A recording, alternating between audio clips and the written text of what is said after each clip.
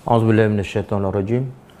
Bismillahirrahmanirrahim. Alhamdulillahirabbil alamin. Nahmaduhu wa nasta'inu wa nastaghfiruh. Wa na'udzu billahi min syururi anfusina wa min sayyiati a'malina. May yahdihillahu fala mudilla lahu wa may yudlil fala hadiya lahu. Asyhadu an la ilaha illallah wahdahu la syarika lahu wa asyhadu anna Muhammadan abduhu wa rasuluh. Subhanaka la ilma lana illa ma 'allamtana innaka antal alimul hakim. Allahumma 'allimna ma yanfa'una wanfa'na bima 'allamtana wa zidna ilma. Allahumma ati anfusana taqwaha wa zakkiha anta khairu man zakkaha. Anta waliyuha wa maulaha. Rabbi yassir wa la tu'assir, Rabbi tammim bil khair, amma ba'du. InsyaAllah hari ini kita tadabbur surah yang baru daripada juzuk Amma Yatasa'alun, iaitu surah Al-A'la.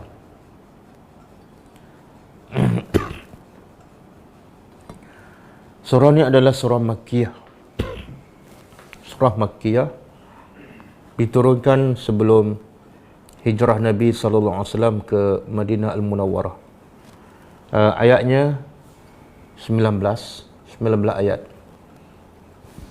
Antara kelebihannya diriwayatkan daripada An-Nu'man ibn Bashir, kana Rasulullah SAW yaqra'una fil 'idaini wal jum'ah. Maksudnya adalah Nabi SAW selalu membaca surah Al-A'la dengan surah Hal Ataka Hadithul Ghashiyah yang kita dah habis tadabbur yang lepas. Bila ni Nabi selalu baca ketika solat hari raya, solat dua hari raya, Aidil Adha dan Aidil Fitri, dan juga solat Jumaat. Rakaat pertama Nabi selalu baca surah Al-A'la dan rakaat yang kedua Al-Ghashiyah.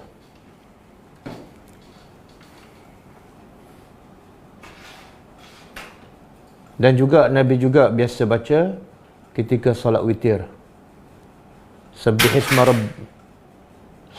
rabbikal a'la, Nabi baca rakaat pertama. Bila solat witir itu 3 rakaat. Jadi rakaat pertama Nabi baca Al-A'la, rakaat kedua Nabi baca Al-Kafirun, dan rakaat yang ketiga Nabi baca Al-Ikhlas.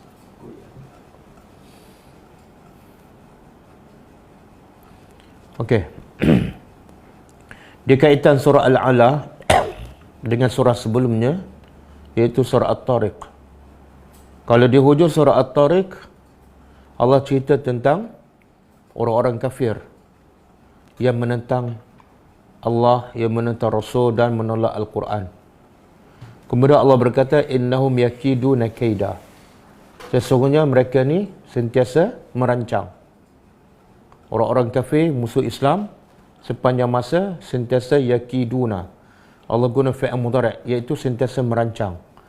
Untuk apa ni? Untuk menghancurkan Islam, untuk menjauhkan umat Islam daripada ajaran yang sebenar. Tapi Allah bagi tahu, jangan risau sebab wa akidu kaida, aku juga merancang. Dan sangat berbeza antara perancangan musuh dengan perancangan Allah. Yang pasti akan berlaku ialah apa yang dirancang oleh Allah Subhanahu wa taala. Kemudian Allah perintah pada Nabi di hujung ayat At-Tariq, wa mahilil kafirina wa amhilhum ruwaida.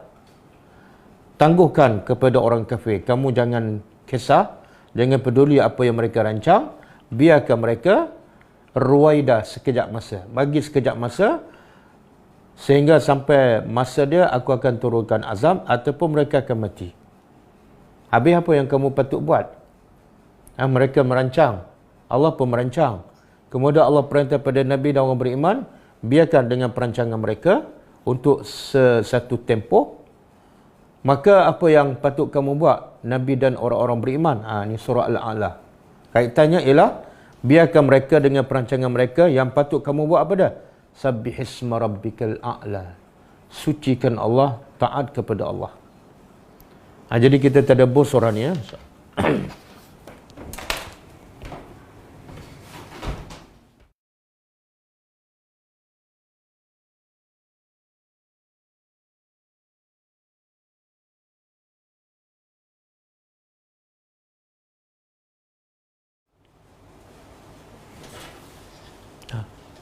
Sempit sangat.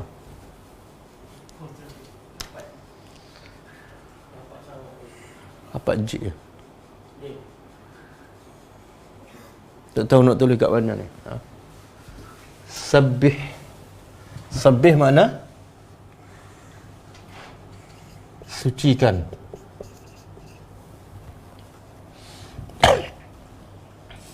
Sabbih daripada perkataan sabbaha yusabbihu.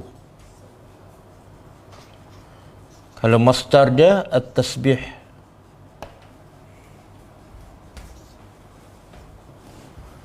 At-tasbih. Jadi kalau kita terjemah Melayu, at-tasbih ialah mensucikan, tapi dalam bahasa dia at-tanzih.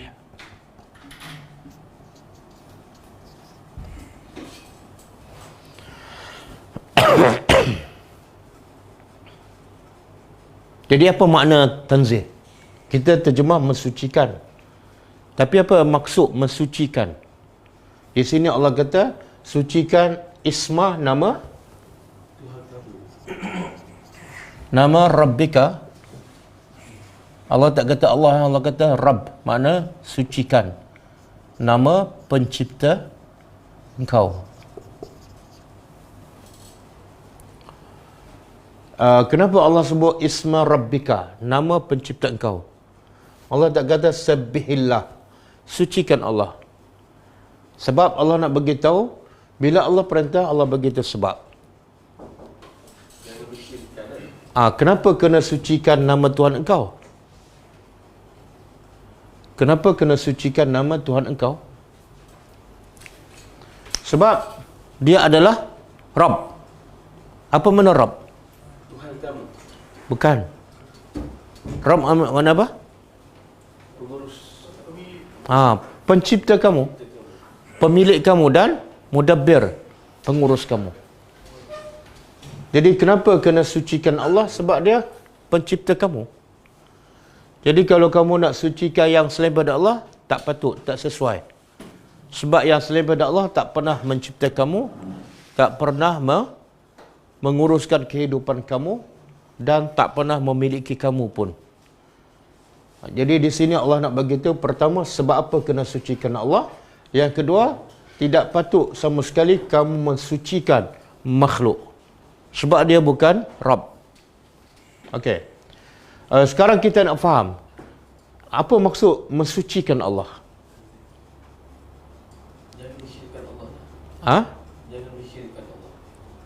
Macam mana tu? Jangan kita bertawassul dengan manusia. Macam mana kita, dari segi praktikalnya macam mana? Taat. Taat. Apa kaitan taat dengan suci? Kita mensucikan Allah. Kita kata Allah ni maha suci. Maha suci daripada apa? Bila suci mestilah daripada sesuatu kan? Tak, kalau rumah suci daripada kotoran. Kalau Allah suci daripada kelemahan. Itulah beza Tuhan dengan manusia. Tuhan ni, manusia kadang-kadang ada kelebihan tapi tetap ada kelemahan. Jadi sucikan Allah, tanzihu min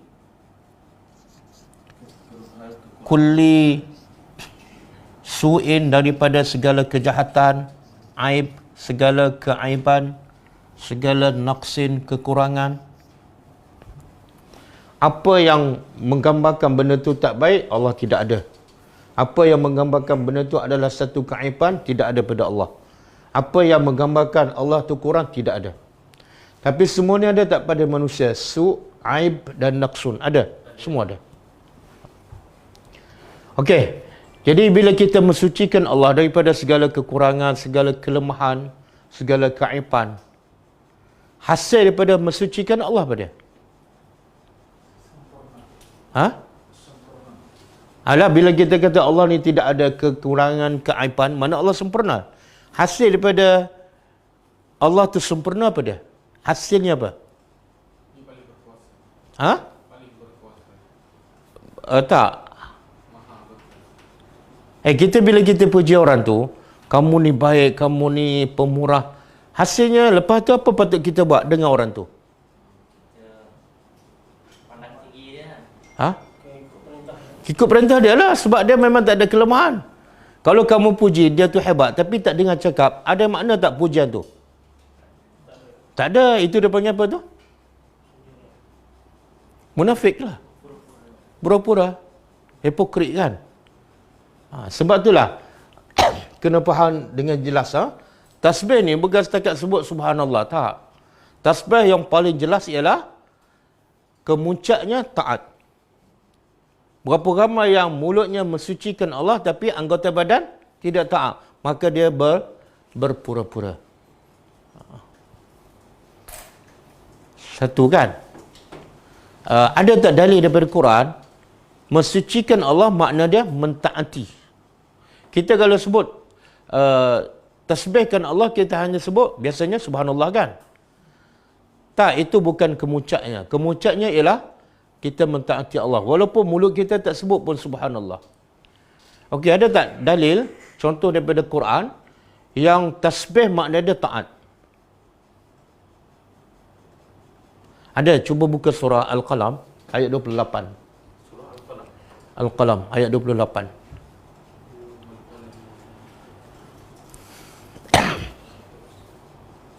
Qala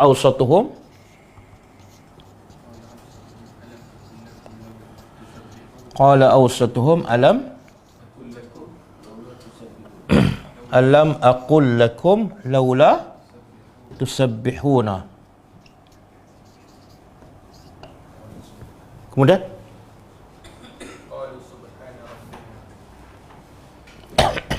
laula tusabbihun kan? Okey. Cuba kita tengok perkataan laula tusabbihun. Ini kisah apa ni?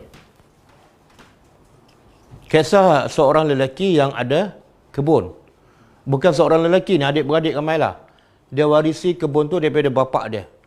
Bapak dia seorang pemurah. Jadi bila ada hasil kebun, dia akan pasti bagi pada orang miskin. Bila bapak dia mati, anak-anak mewarisi kebun. Tapi sikap bapak tidak turun pada anak. Mereka kedekut. Kalau baca sebelum ayat ni, mereka kata apa? Kita kena pastikan hasil kebun kita ni tak sampai pada orang miskin. Dan kalau kita nak petik pun, bila kena pergi?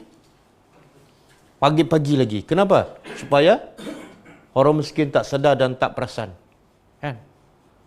Maka akhirnya, Allah sebut, Allah rakam cerita tu, setelah pagi-pagi mereka pergi dan mereka berjalan secara perlahan. Bercakap pun tidak kuat supaya tidak mengejutkan orang miskin. Tapi bila sampai kat kebun tu, apa berlaku? Semua dah hangus. Mereka kata apa? Kita dah tersilap kebun. Ini bukan kebun kita. Sebab mereka tak terfikir pun kebun yang besar, yang banyak buah itu boleh hangus semua sekali.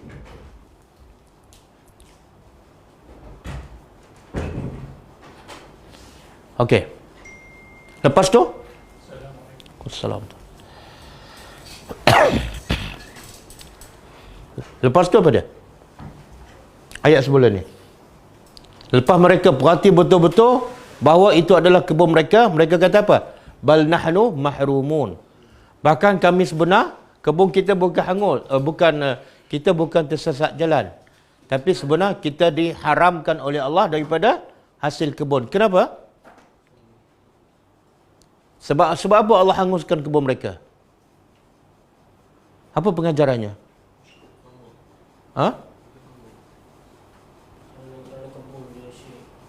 Apa dia?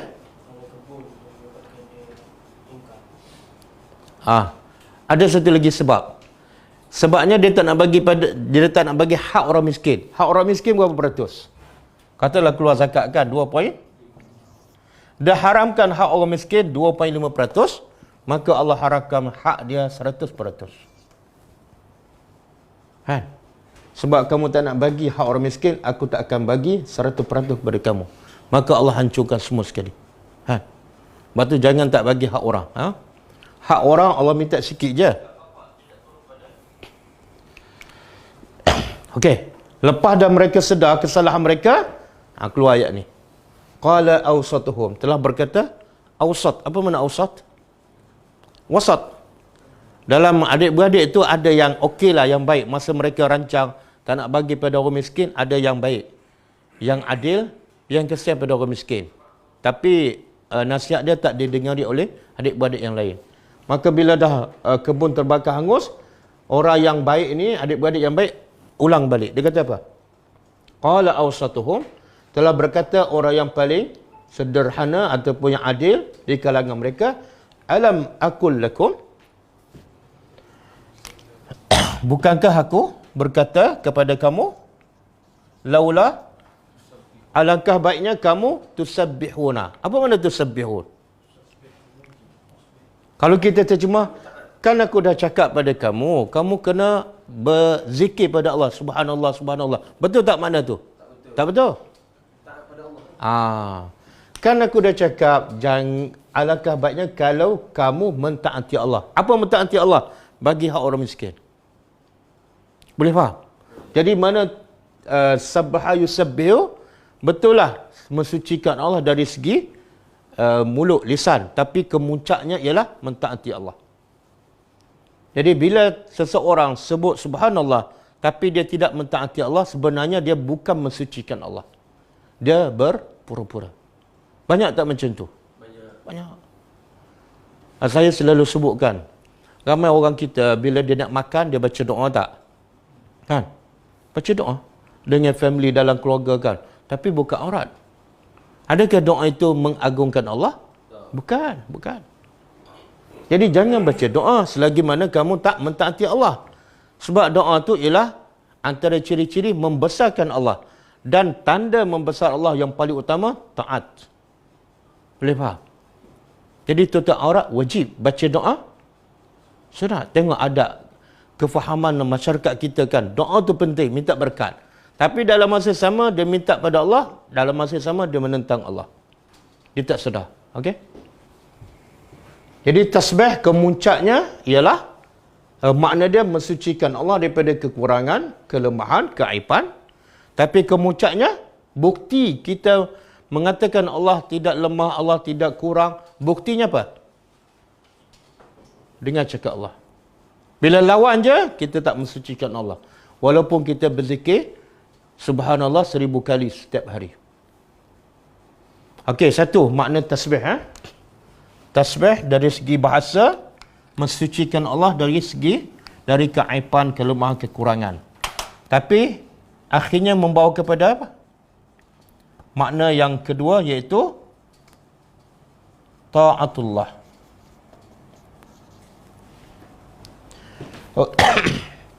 Okey, makna yang kedua, tasbih juga ialah bermakna daripada perkataan sabaha,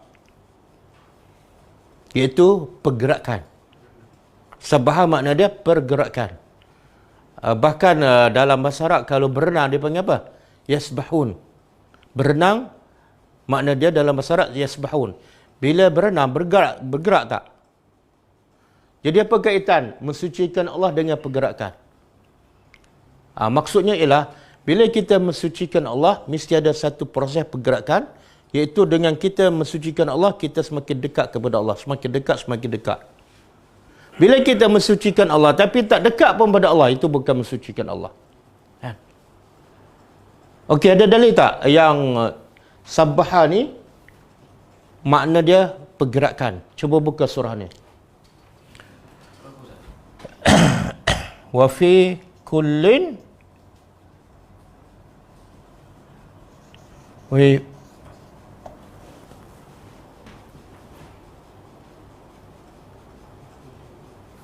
fi kulli falakin yasbahun.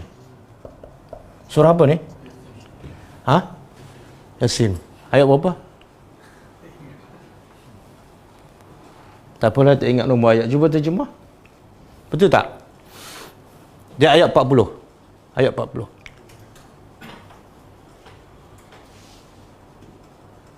Lasyamsu yanbaghi laha an tudrikal qamar walal lailu sabiqun nahar wa fi kulli falakin kan? Wa kullun, okey, silap. Wa kullun fi falakin yasbahun. Sebelum ni Allah kata apa? Tidak patut matahari mendahului bulan. Dan tidak patut juga malam mendahului siang. Maksud apa tu? Makna tak mungkin bertemu antara siang dan malam ataupun matahari dengan bulan. Bila datang matahari, bulan tidak ada. Bila datang bulan, matahari tidak ada. Kemudian Allah simpulkan, semua tu wa kullun. Dan semua itu matahari ke, bulan ke, siang ke malam, fi falakin, dalam orbit dia, yasbahun. Okey, apa makna yasbahun di sini? Beredar, bergerak. Jadi yasbahun makna dia juga ialah bergerak. Jadi siapa saja yang mensucikan Allah, dia mesti ada pergerakan. Pergerakan ke mana ni? Bila kita mensucikan Allah, kita berzikir, dia mesti ada satu pergerakan, iaitu kita semakin dekat kepada Allah. Kalau kita berzikir beratus kali ke beribu kali tapi tak rasa dekat, itu kita ada talbisu iblis. Kita ditipu oleh iblis. Mulut berzikir tapi fikiran melayang. Kita tak rasa kemanisan dan tak rasa semakin dekat kepada Allah.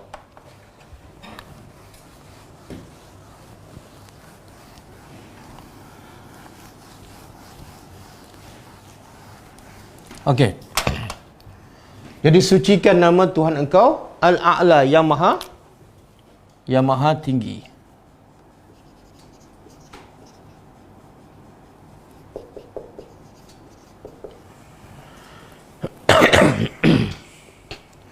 Okey, Allah kata sabbihisma rabbi.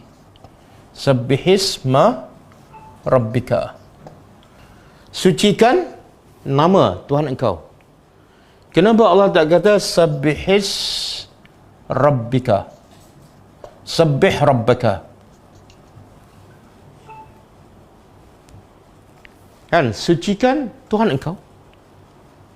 Tapi Allah sebut sucikan nama Tuhan engkau. Apa beza?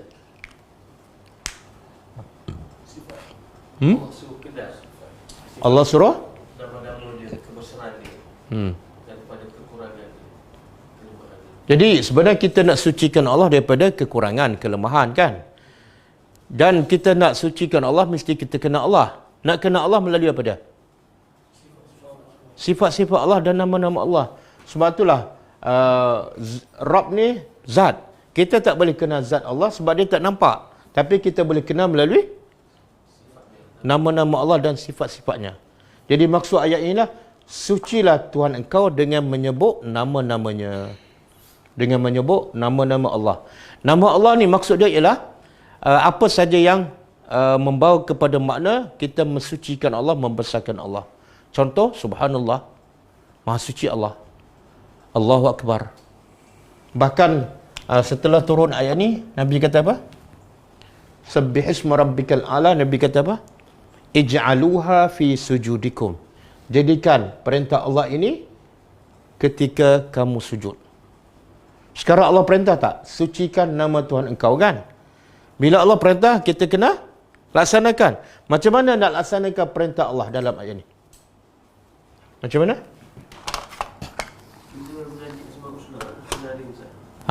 Tak, Allah kata sucikan nama. Sucikan subhana. Sucikan nama Tuhan engkau. Subhana rabbi. Rabbiya. Rabbikal a'la kan? Sesuai dengan perintah Allah ialah kalau rabbika, Allah perintah pada kita. Bila kita jawab, rabbi. Kan? Kemudian a'la teruskan, kekalkan. Al-a'la. Subhana rabbiyal a'la. Betul? Bila kita baca ni? Jadi Nabi kata, setelah turun ayat ni, Nabi kata, jadikan zikir ini ketika sujud. Boleh? Jadi maksud sebut sucikan nama Allah ialah dengan zikir macam ni. Tak boleh kita kata, anda tengok, Allah suruh zikir sebut nama Allah. Kita sebut Al-Azim, Al-Ghaffar, Al-Ghafur. Tak. Perintah Allah dalam Al-Quran dipraktiskan oleh Nabi. Nabi tak kata ketika sujud Al-Azim, Al-Ghaffar, Al-Jabbar. Tak. Yang Nabi baca pada Subhana Rabbiyal A'la. Okey. Kita balik pada ayat ni. Sucikan nama Tuhan engkau Al-A'la, yang maha tinggi. Apa maksud yang maha tinggi? Yang paling atas. Yang paling atas dari segi apa? Segala kebesaran. Al-A'la ni ada dua. Satu, zat Allah. Yang kedua, sifat. Zat Allah duduk kat mana?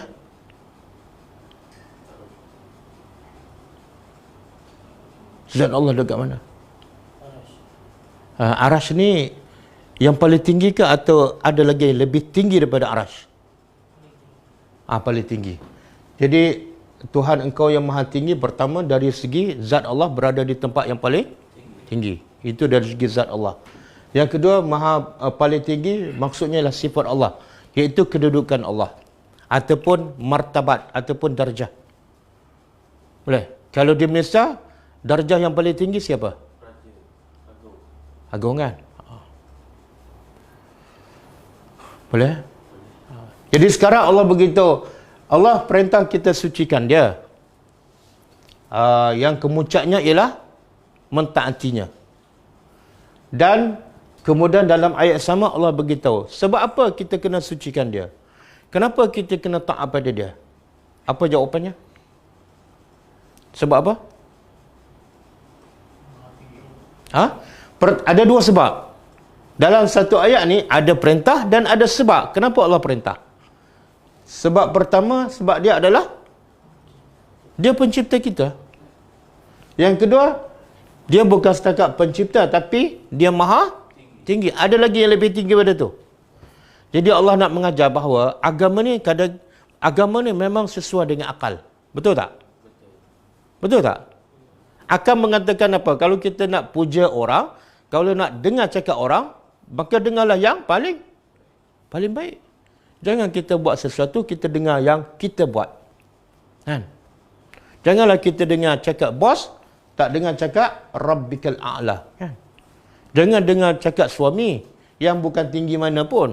Dia pendek je. Kan? Tapi kita dengar dia tu suami lebih daripada dengar Rabbikal A'la. Tak masuk akal. Okey, kemudian Allah huraikan lagi kehebatan Allah, kebesaran Allah, sehingga semua kita wajib mensuci dan taat kepadanya. Apa dia? Allazi, yang, iaitu allazi yang khalaqa,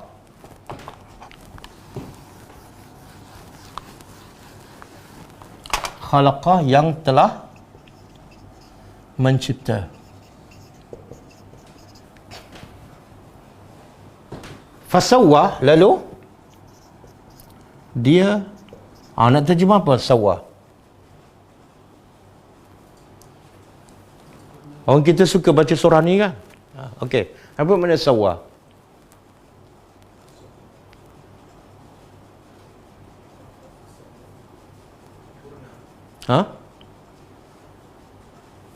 Sawwa dia daripada, kalau masdar dia tasfiyah, menyamakan, meratakan, menyempurnakan, melengkapkan.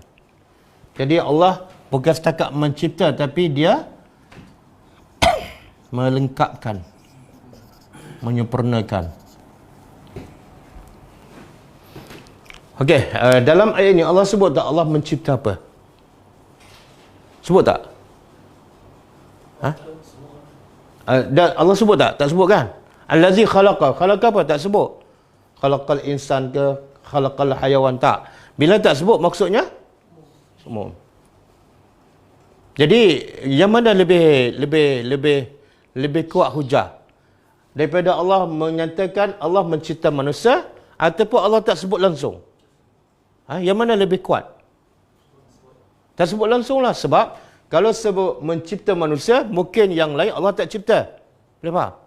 Jadi kalau tak sebut, mana Allah nak beritahu apa? Tak ada sesuatu yang ada, mereka semua dicipta oleh Allah. Satu. Yang kedua, kalau semua yang ada dicipta oleh Allah, makna apa tu? Makna apa? Semua yang ada adalah dicipta oleh Allah. Mana semuanya adalah makhluk. Kalau semua makhluk, semua adalah lemah. Jadi jangan takut, jangan gurut, jangan rasa kehebatan. Sebab semua adalah makhluk. Boleh faham? Jangan takut COVID. Jangan takut pada Dajjal.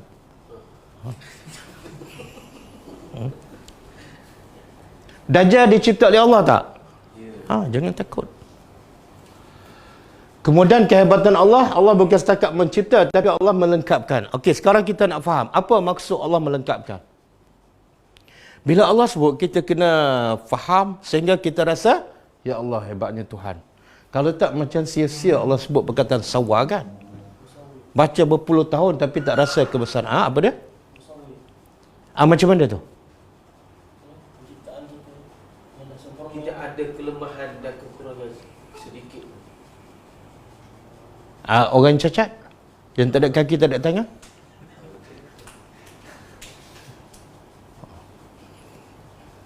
Ada orang buta tak? Ada? Orang buta Allah sawa tak? Ya. Sawa. Sawa. Macam mana? Di sisi kita lah. Tapi ada hikmah lah sebenarnya kita tak faham.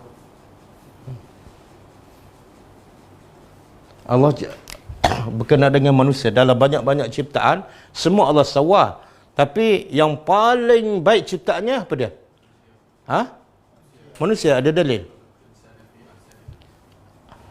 Laqad khalaqnal insan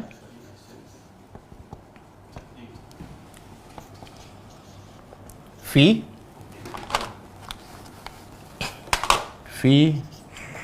ahsani taqwim. Sesungguhnya kami telah mencipta manusia sebaik-baik. Termasuk tak manusia yang cacat? Masuk? Jadi kalau orang tak ada kaki, tak ada tangan, kita boleh tak kata, kamu ni adalah yang ciptaan paling baik? Boleh? Jumpa dia kata, kamu adalah yang dicipta oleh Allah paling baik. Boleh? Nanti dia bagi penampakan. Dia yang kata tak baik tu siapa dia? Persepsi kita. Tapi pada sisi Allah, semua baik. Termasuk orang gila. Kalau kita kata Allah cipta orang gila tak baik, kita kata Allah yang tak pandai mencipta. Kadang-kadang orang baik, orang gila dengan kita yang tak gila, mana lebih baik? Orang gila tak pernah mengumpat. Kalau mengumpat pun tak berdosa. Dia tak takut pada konspirasi Yahudi. Tak takut dia. Dia relax, tenang aja. Okey. Maksud sawa di sini, dalam tafsir disebut, Allah cipta manusia ataupun apa saja makhluk lengkap. Ada kepala, ada tangan, ada kaki, ada mulut untuk makan, kan? Bila makan, ada tempat untuk proses di mana? Perut. Bila dah proses, ada tempat keluar. Semua tu sawa. Cuma manusia ni paling baik sebab apa? Sebab bentuk ciptaan manusia terbaik.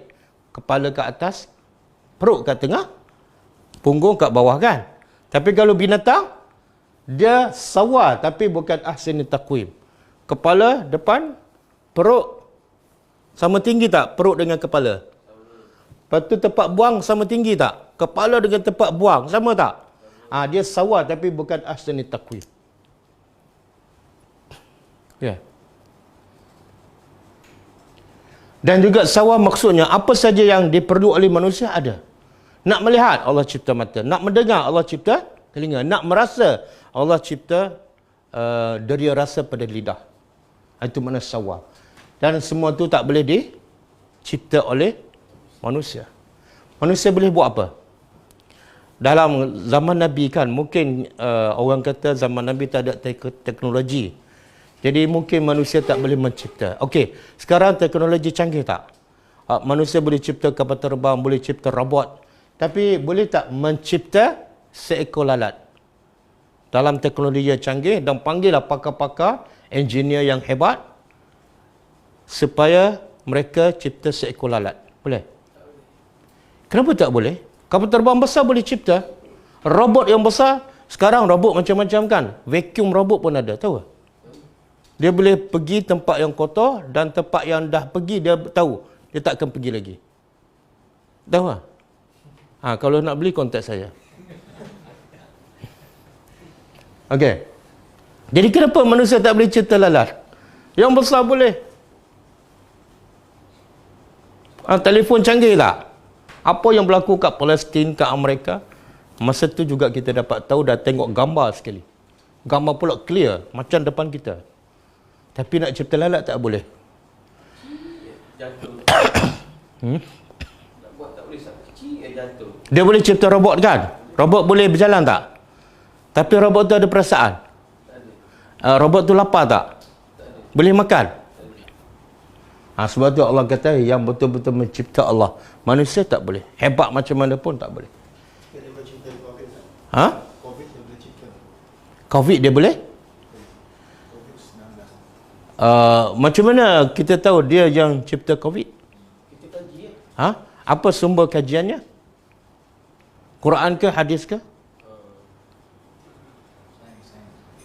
Kalau sumber kajiannya bukan Quran, bukan hadis, mungkin betul, mungkin salah.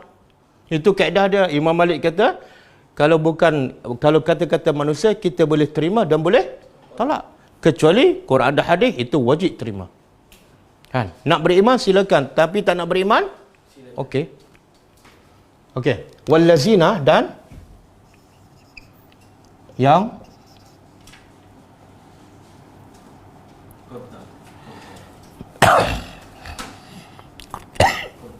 qadar apa dia? Yang telah menetapkan, takdir. Yang telah menetapkan. Menetapkan apa ni? Ha? Menetapkan apa dia? Menetapkan ajal seseorang, rezeki seseorang. Tengok hebat. Allah bukan setakat cipta. Ada orang buat sesuatu tapi akhirnya dia tak mampu nak menguruskan apa yang dia buat. Mati macam tu je. Ya? Tapi Allah mencipta. Yang kedua, Allah melengkapkan apa yang diperlukan.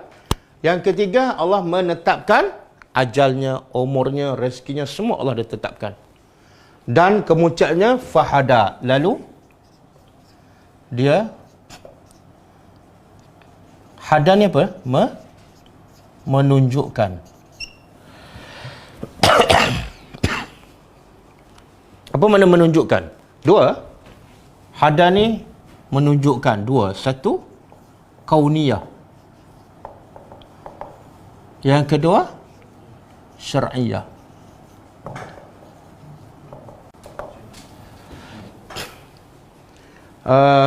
Allah menunjukkan dari segi kauniyah, iaitu apa saja yang Allah cipta, dia akan tahu nak cari rezeki macam mana, nak pegang macam mana. Bagi contoh, ulama sebutkan contoh bayi yang baru lahir kan, bila dia baru lahir, dia terus pandai tak isap susu mak dia, ke kena ikut kursus dulu?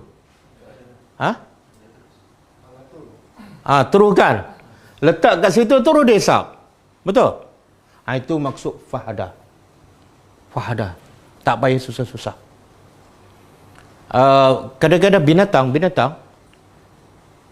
semut ni dia ada akal tak? Akal tak ada, otak ada tak? Ada kan? Okey. Semut bila dia nak buat rumah dia buat tempat rendah ke tinggi? Oh, tak pernah buat kajian. Buatlah kajian, ini sumbernya Quran. Tak, biasa semut kalau buat rumah dia tempat tinggi. Sebab apa? Sebab dia takut bila hujan tenggelam habis.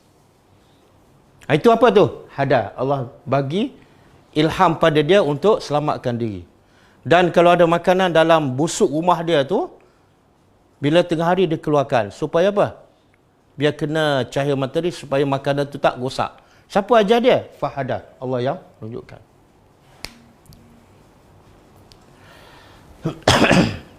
Kalau kita tengok binatang kan, saya pun tak tahu, sekarang saya suka tengok dokumentari pasal binatang kan, yang binatang beruan, harimau makan gajah, makan, kadang-kadang dia makan binatang lebih besar daripada dia.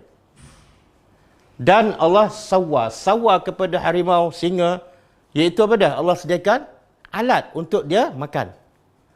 Sebab tu harimau ni, binatang yang buas ni, Allah tak jadikan dia duduk kat bandar. Allah jadi dia di hutan. Sebab makannya dia apa dia? Kat hutan. Dia nak makan apa? Makanan dia ialah binatang. Jadi nak pegang binatang kena ada alat. Allah jadikan gigi. Itu sawwa. Kan? Dan kalau siapa bisa tengoklah, bila harimau terkam rusa ke kijang ke, dia terkam kat mana? Leher. Dia melompat tu, melipat, dia tekan kat leher. Kenapa kat leher? Ha? Macam kita lah, kita nak sembelih kat leher kan? Sebab kalau pegang kat situ, dia tak boleh buat apa dah. Itu fahada. Ha. Berulang, Allah ciptakan dia, makanan dia apa dah? Termasuklah binatang. Maka Allah jadikan kuku dia. Kuku dia tu boleh pegang dan boleh bawa terbang. Kadang-kadang anak kambing, dia pegang tak jatuh. Ha, itu sawwa. Subhanallah. Kambing pula, makanan dia apa dah? Allah tak jadikan kambing tu ada taring. Sebab nak makan rumput tak perlu taring. Itu sawwa. Boleh?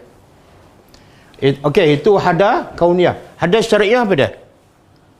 Allah juga menunjuk ciptaannya dari segi syariah, iaitu untuk khas untuk manusia, iaitu jalan petunjuk.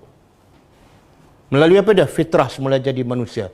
Manusia secara semula jadi dia tahu yang mencipta bukan berhala, yang mencipta bukan manusia, yang mencipta ialah Allah. Maka yang menyembah berhala pun bila ditanya pada mereka, siapa yang mencipta langit dan bumi, fitrah mereka akan menjawab apa? Dari mana tu? Fahada. Allah yang bagi petunjuk. Kan? Sebab itulah Fir'aun kan, walaupun dia kufur kepada Allah, walaupun dia mengaku Tuhan, tapi last minute bila dia lemas, dia kata apa? Dia beriman tak pada Allah? Dari mana dia dapat perasaan tu? Sedangkan dia mengaku Tuhan. Kalau kamu Tuhan, selamatkan diri sendirilah. Fahada. Fahada. Boleh? Jadi kalau manusia kufur kepada Allah, Allah zalim tak? Tak. Kemudian wallazi, dan yang akhraja, telah mengeluarkan.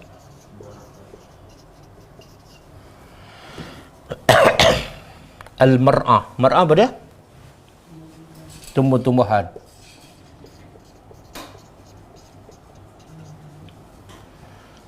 Tumbuhan. Ini juga kehebatan Allah. Apa kehebatan Allah pada ni? Akhrajal mar'ah. Semua ni Allah nak bagi kita sebab apa ni? Khalaqa 1, fasawwa 2, qaddara 3, hada 4, akhrajal mar'ah 5. 5 benda ni Allah sebut ni sebenar apa tujuannya?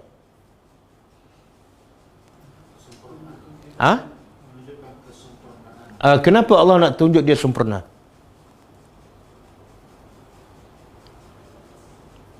Sebenarnya 5 ni sebenarnya Allah nak bagi kita sebab apa? Kamu kena sabbihisma rabbikal a'la. Kenapa? Sebab Tuhan dia khalaqa, dia sawwa, dia qaddara, dia hada, dan dia boleh mengeluarkan. Jadi kalau kamu nak mensucikan makhluk yang lain sangat-sangat tak waras. Kan? Kehebatan Allah boleh keluarkan tumbuhan apa dia? Daripada hujan, air yang kosong, tak ada rasa, tak ada warna, kemudian masuk ke tanah yang tak ada rasa, tak ada warna, tiba-tiba keluar mukhtalifan alwanuha dalam surah Fatir. Allah kata dikeluarkan buah-buahan mukhtalifan alwanuha. Bila keluar, tanah yang kosong, tak ada warna, air hujan pun kosong, tapi bila keluar, berbeza warnanya. Ada buah warna merah, ada kuning, ada oranye, ada macam-macam warna. Rasa berbeza. Itu hanya Allah yang berkuasa melakukan. Okey, kemudian, lalu, faja'alahu, dia menjadikannya. Gusa'an. Gusa'an apa mana? Gusa' mana kering.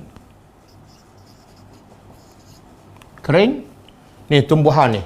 Sebenarnya Allah jadikan tumbuhan ni, apa faedah yang paling besar? Tumbuhan. Makanan. Untuk binatang lagi. Kita makan tak? Makan tumbuhan. Makan. Ulam kan? Ulam. Sayur-sayur kan. Dan makanan untuk binatang, makanan untuk kita dan makanan binatang yang makan tumbuhan tu pula menjadi pula makanan kepada kita dan makanan kepada binatang yang lain. Mana semuanya berpunca daripada apa? Tumbuhan. Jadi di sini menunjukkan kebesaran Allah, di sini juga menunjukkan rahmat Allah. Tanpa tumbuhan ni manusia mati, haiwan mati, harimau pun boleh mati. Dia nak makan kambing tak boleh sebab kambing tak ada makanan. Kemudian Allah nak beritahu kehebatan Allah juga, tumbuhan ni masih tumbuh subur, cantik kan? Tapi lepas tu Allah jadikan dia kering, kemudian ahwa. Ahwa kehitaman. Kan bila tumbuh-tumbuhan dah lama-lama kering, lama-lama bertukar jadi warna hitam. Hebat tak Tuhan? Mula-mula keluar warna apa? Hijau. Lepas tu masa berbuah kuning sikit kan. Bila dah kering hitam kan. Benda yang sama, tak ada pewarna tapi boleh bertukar macam-macam warna. Di sini juga Allah nak beritahu apa ni? Allah keluarkan tumbuhan, lalu lepas tu kering dan mati. Ada satu lagi message Allah nak beritahu. Selain pada kebesaran Allah, selain pada rahmat Allah kepada manusia, satu lagi message. Kenal sifat-sifat Allah melalui Yusufin daripada apa yang Ustaz. Tak, yang pasal tumbuhan ni. Allah keluarkan tumbuhan, subur. Lepas tu tak berapa lama, kering, mati. Peringatan tentang apa? Kehidupan kita. Jadi kehidupan kita, kadang-kadang kita rasa lama je. Tak, Allah bagi contoh. Sebenarnya, kehidupan kamu ni macam binatang je. Macam tumbuhan. Sekejap je hijau, lepas tu, tengok-tengok minggu depan kering mati. Seolah macam tu lah. Walaupun umur kita 70 tahun. Sebab itulah, bila setiap orang mati, Allah tanya dalam kubur kan, atau pada akhirat. Berapa lama kamu hidup kat dunia? Kita jawab apa? 1 hari ataupun sebahagian hari. Dan sebab itulah bila mati, semua nak minta balik ke dunia. Seolah 70 tahun tak cukup. Betul? Tapi 70 tahun itulah yang mereka membuang masa. Cuba buka surah Fatir.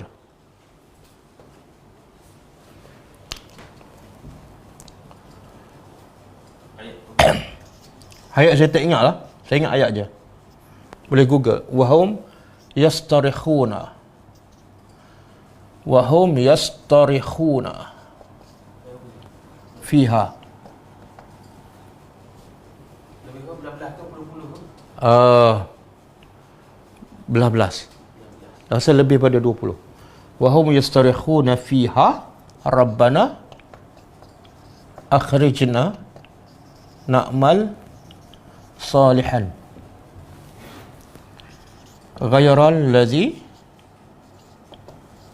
kunna na'mal.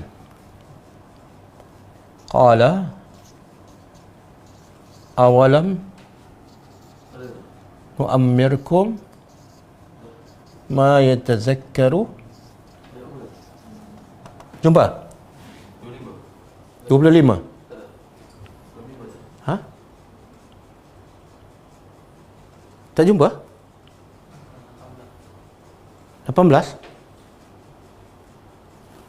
Nampak lambat cari.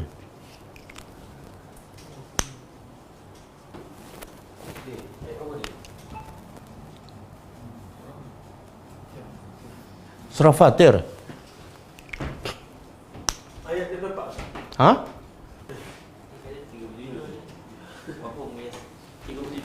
Wahum yastarikhuna.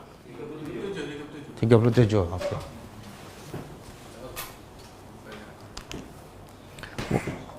Ma yatazakkaru fihi man tazakkar. Waja'akumun nazir.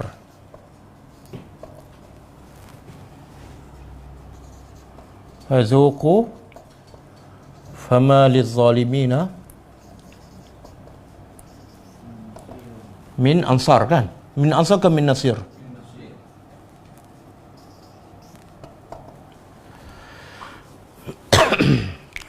Okey. Cuba kita terjemah. Wahum yastarikhuna. Dan mereka menjerit-jerit. Ini orang tak beriman. Ha? Mereka menjerit, meraung. Di mana ni? fiha dalam neraka. Sambil-sambil menjerit, mereka berdoa, minta pada Allah, Rabbana. Masa ni mereka minta pada Tuhan. Rabbana, wahai Tuhan kami, akhrijna. Apa makna akhrijna? Keluarkan kami daripada neraka untuk apa? Na'mal salihan, untuk kami beramal soleh. Amal soleh yang mana ni? Ghairal ladzi kunna na'mal. Yang berbeza dengan yang kami amalkan dulu. Makna yang kami buat dulu kat dunia sebenarnya bukan amal soleh. Sekarang kami nak amal soleh. Maka apa Allah jawab? Berlaku tak?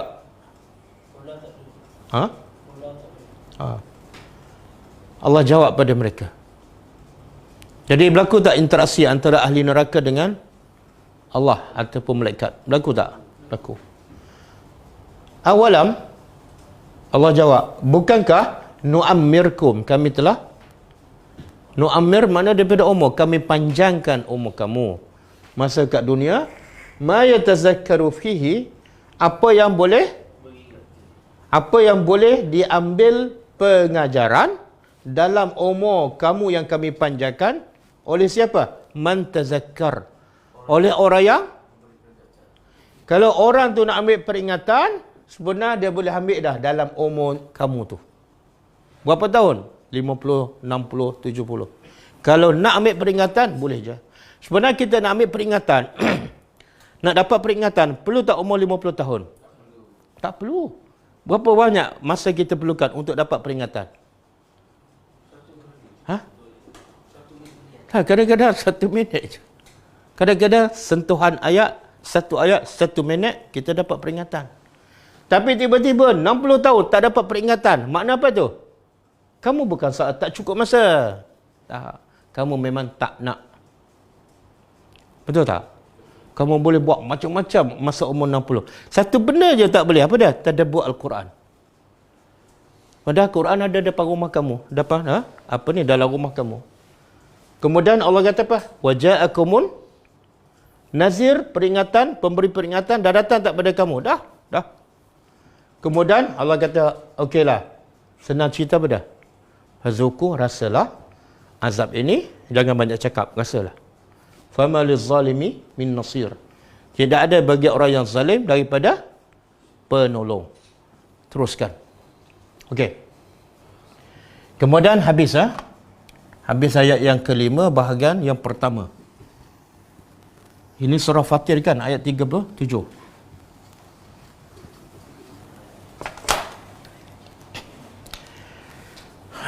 Jadi ayat 1 hingga 5 ni, pasal pertama daripada surah Al-A'la, iaitu cerita pasal ketuhanan. Kan? Selepas cerita pasal ketuhanan, apa cerita yang kedua yang penting? Selepas cerita pasal ketuhanan, apa cerita yang kedua yang terpenting?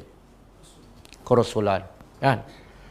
Kalau beriman dengan Allah tapi tak beriman dengan Rasul, sia-sia. Maka Allah cerita pasal Rasul. Sanuqri'uka.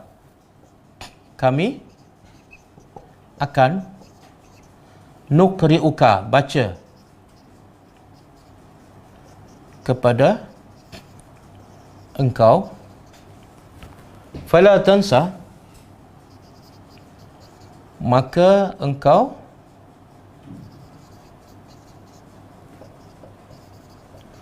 tidak akan lupa, illa masya Allah, kecuali apa yang Allah kehendaki. Okey, apa maksud ayat ni? Apa maksud ni?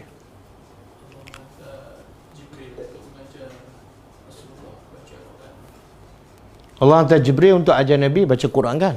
Tapi ayat ni cuba tengok, mesti ada latar belakang dia. Allah kata kami akan baca pada engkau Quran dan engkau tidak akan lupa.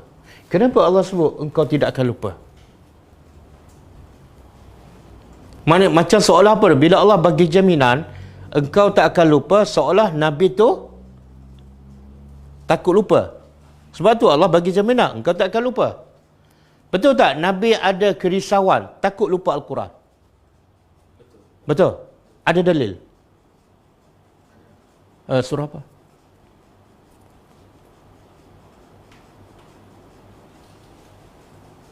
Bukan surah Al-Qiyamah. Ayat 16.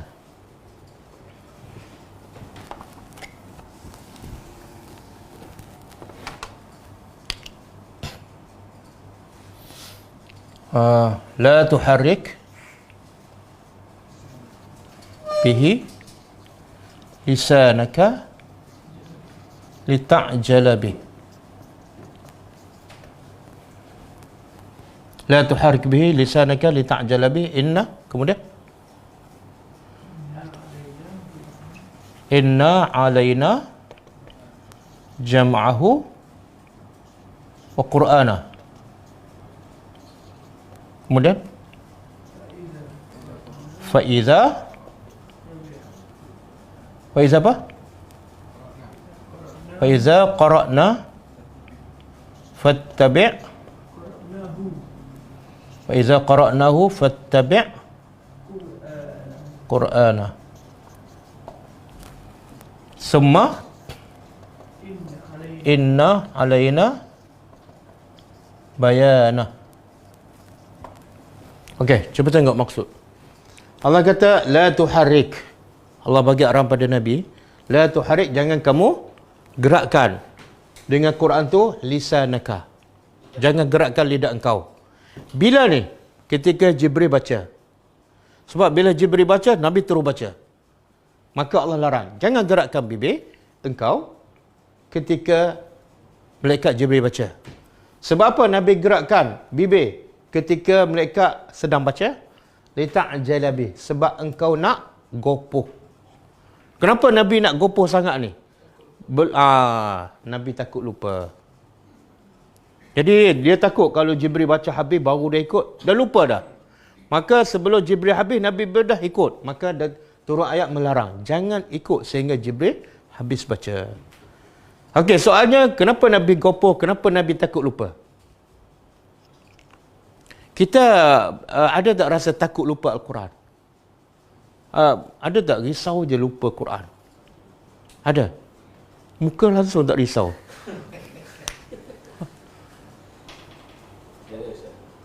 Tak, kita nak lupa apa? Tak hafal pun. Nak lupa apa? Kalau 3 ku lupa tak? InsyaAllah tak akan lupa sebab baca daripada kecil lagi kan. Jadi sebenarnya kita tak ada rasa takut lupa. Sebab apa? Kita tak hafal. Kenapa kita tak hafal? Sebab kita rasa Quran tak penting. Tapi kenapa Nabi risau ni? Takut lupa. Nabi pun cepat baca-baca sehingga Allah larang. Kenapa? Sebab bagi Nabi Quran ni satu benda yang sangat besar. Yang Nabi dah tunggu 40 tahun. Sampai Nabi pergi ke Gua Hira nak tunggu ni lah. Tiba-tiba datang. Oh, bila dapat tu, Nabi cukup teruja dan cukup jaga. Sampai tak sempat Jibril habis, dia ikut dah. Satu. Yang kedua, Nabi takut lupa sebab Nabi tak boleh membaca. Jadi, bila tak boleh membaca, tak boleh menulis, Nabi banyak bergantung pada apa? Ingatan. Sebab tu Nabi risau. Kita boleh tak membaca? Boleh tak menulis? Sebab tu kita tak risau. Quran ada kat depan je, nak lupa apa? Okey. Kemudian Allah kata apa? Inna alaina. Allah bagi jaminan. Allah hiburkan hati Nabi. Sesungguhnya alaina, ke atas kami. Ke atas kami makna seolah Allah nak bagi kita kewajipan kami jam'ahu, mengumpulkan Al-Quran. Nabi takut, Nabi lupa. Bahkan Allah bagi jaminan. Kami jamin, kami akan kumpul Quran dalam dada kamu. Berapa juzuk? 30. Bukan 10 juzuk, 30 juzuk. Kami akan kumpul dalam dada kamu. Kemudian faiza qara'na, Allah bagi arahan. Bila kami baca, iaitu melalui Jibril lah. Fattabi' Qur'ana. Bila Jibril habis baca, baru ikut. Jangan cepat-cepat nak ikut. Kemudian lepas tu, summa inna alaina. Lepas kamu dah ikut apa yang dibaca oleh Jibril, dan kamu dah ingat, ada satu lagi tugas yang besar. Apa dia? Bayan. Bayan apa makna? Jelas. Makna yang kamu dengar, yang kamu hafal, belum tentu kamu faham. Maka kewajipan kami juga untuk menjelaskan setiap maksud ayat Al-Quran. Makna apa? Quran bukan setakat untuk dibaca, dihafal, tapi mesti jelas maksudnya. Ar-Rahmanu 'allamal, Tuhan yang Maha Penyayang. Tuhan tak kata sebab Allah sayang Allah baca Quran, tak. Allah sayang sebab tu Allah 'allama, mengajar sehingga kita faham. Okey?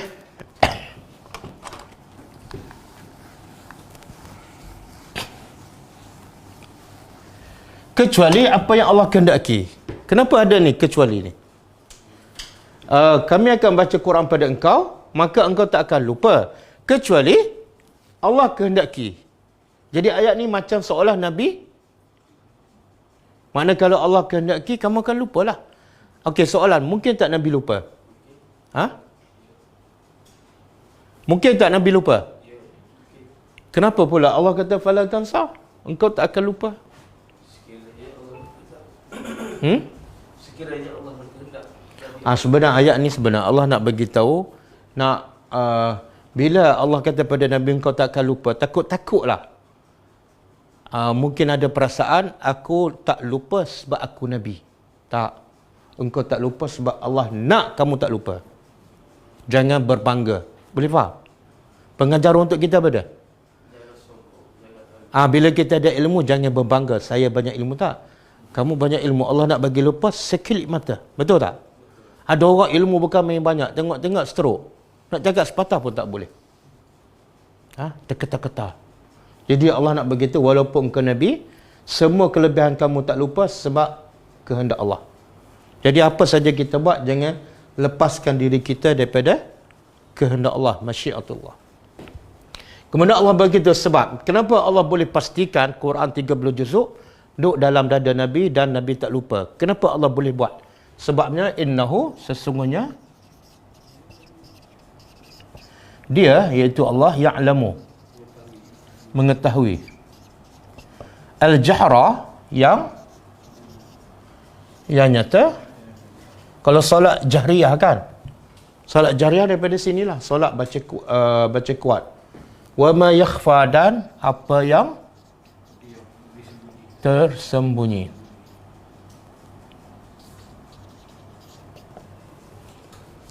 Okey.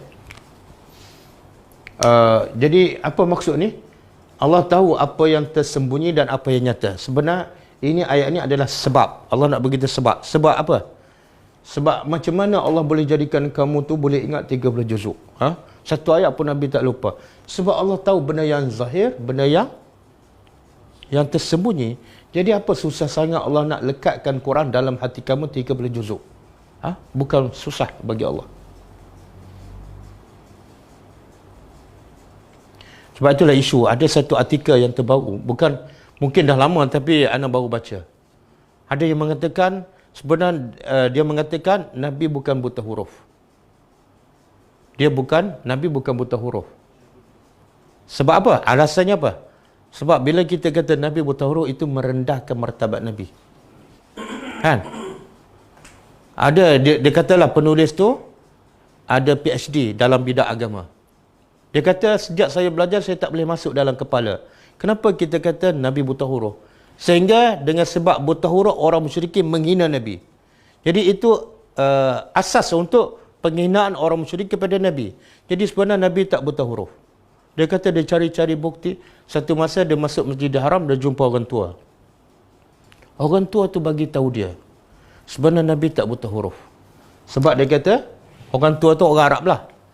Perkataan al-ummiyu bermakna daripada perkataan apa? Ummu ataupun ibu kan? Ibu. Bila ibu ni makna apa? Ini nak beritahu maksud sebenar ummiyu itu yang mencakupi semua benda. Jadi Nabi bila sebut ummiyu bukan buta huruf, tapi Nabi yang mengetahui segala benda. Dia tafsir pakai akal. Sedangkan banyak ayat-ayat Quran yang Allah sebut Nabi tak tahu membaca, Nabi tak tahu apa-apa sebelum jadi Rasul. Dan sifat buta huruf Nabi bukan satu kehinaan. Bukan. Bahkan satu kelebihan. Kenapa satu kelebihan? Allah sebut, saya lupa surah apa. Allah kata, kalaulah Nabi ni boleh menulis dan boleh membaca. Orang musyrikin Mekah lagi tak boleh terima Nabi dan lagi menolak Quran. Sebab apa? Dia angkat ini rekaan Nabi. Sebab Nabi boleh membaca. Sebab tu buta huruf Nabi adalah satu kelebihan. Orang musyrikin tak boleh nak komplain.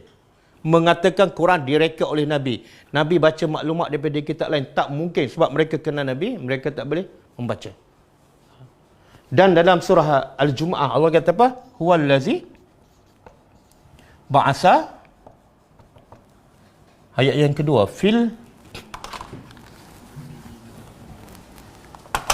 Fil ummiyina. Kan? Dia, iaitu Allah yang mengutuskan Nabi kepada siapa? Fil ummiyin. Ini bukan Nabi ni. Ni siapa ni? Orang musyrikin Mekah. Jadi kalau ikut tafsiran Pak Cik tadi, yang mengatakan ummi adalah orang yang mengetahui segala-gala, maka Nabi dihantar kepada orang yang dah? Tak betul lah. Bercanggah lah. Ini ummiyin mana? Buta huruf.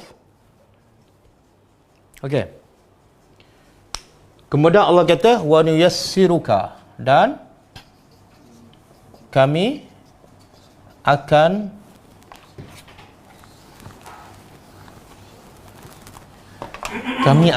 permudahkan engkau. Kami akan permudahkan engkau. Apa dia? Il yusra. Untuk yusra ni apa makna? Ha? Tak yusra. Inna ma'al usri. Apa makna? Bukan? Inna ma'al usri yusra. Sesungguhnya bersama kesukaran ada kesenangan. Jadi yusra ni ialah senang. Okey, kita nak faham apa yang dimaksudkan dengan senang. Iaitu amalan soleh. Ketaatan kepada Allah, Allah gambarkan dia adalah benda yang mudah. Okey. Kenapa Allah kata kami mudahkan benda yang mudah?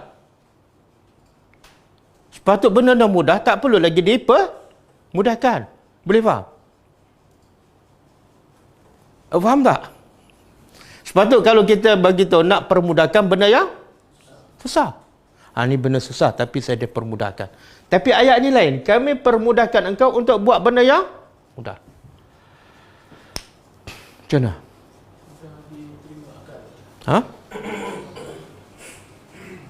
Ini lebih kepada bukan setakat diterima, dah mudah dilaksanakan.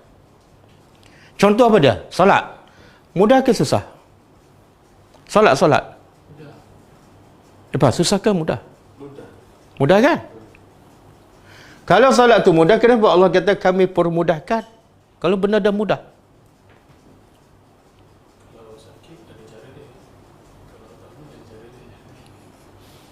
Tak, sebenarnya macam ni. Dia yusra ni, amal-amal soleh memang mudah. Tapi bukan semua orang mudah. Sebab tu, ramai orang salat ke ramai orang tak salat? Ramai orang panjat bukit ke ramai orang pergi masjid subuh? Sebenarnya yang mana susah? Panjat bukit ke pergi masjid tepi rumah? Tapi yang mana lebih ramai? Jadi kenapa benda yang susah ramai orang buat? Jadi seolah benda yang susah mudah.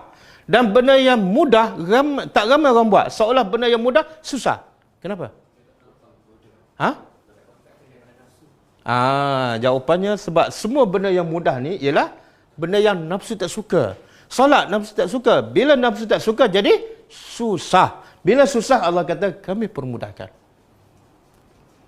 Berapa ramai yang tak boleh nak bangun salat subuh 2 rakaat, tapi boleh bangun pukul 3 pagi pergi panjat gunung 5 jam.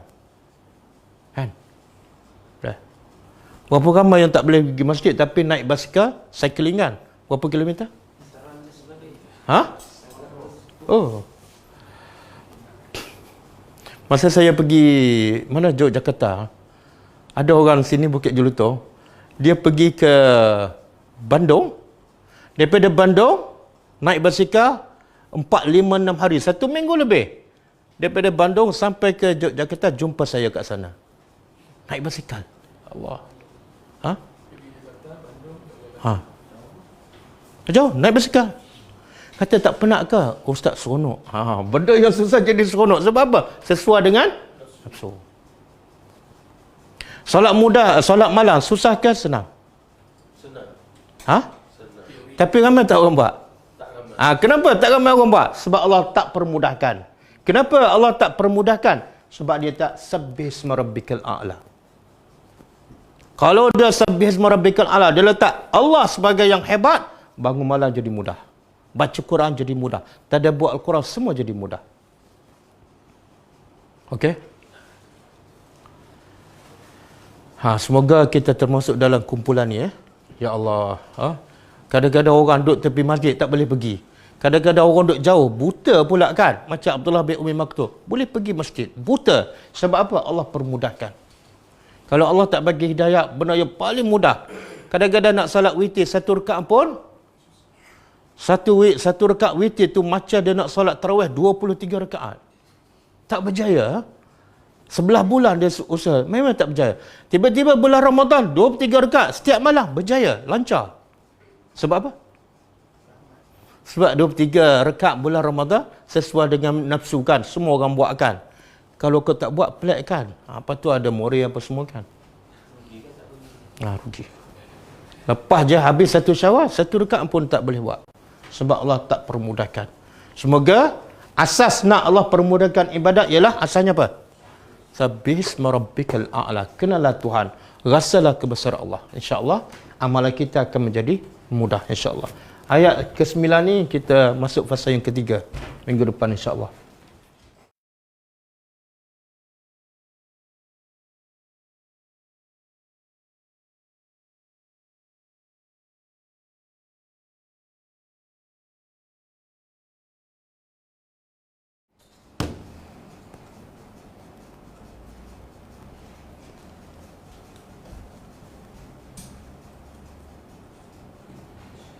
Mengapa Allah himpunkan ayat-ayat berulang dalam Al-Quran?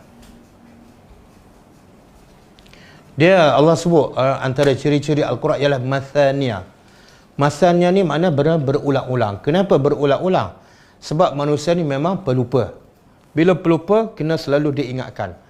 Satu. Yang kedua, kadang-kadang Allah sebut kisah Musa di berbagai-bagai tempat dalam berbagai-bagai surah, tapi dalam bentuk yang berbeza. Kadang-kadang Allah cerita panjang, kadang-kadang Allah cerita ringkas. Jadi sebenarnya Allah ulang-ulang tu makna pertama benda tu penting, yang kedua sebab manusia ni suka mudah lupa. Bila dia terlupa surah Al-Baqarah, dia pergi surah lain, jumpa lagi kisah Musa dan mengingatkan dia balik dan ambil pengajaran.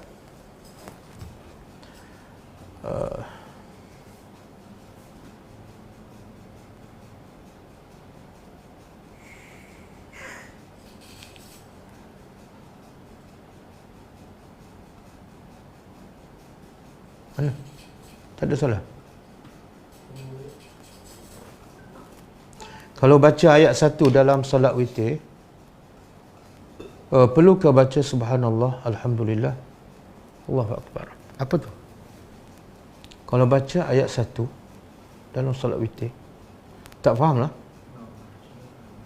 Perlukah baca subhanallah, alhamdulillah? Oh, maksud. Ummu Aisyah, soalan tak jelas lah.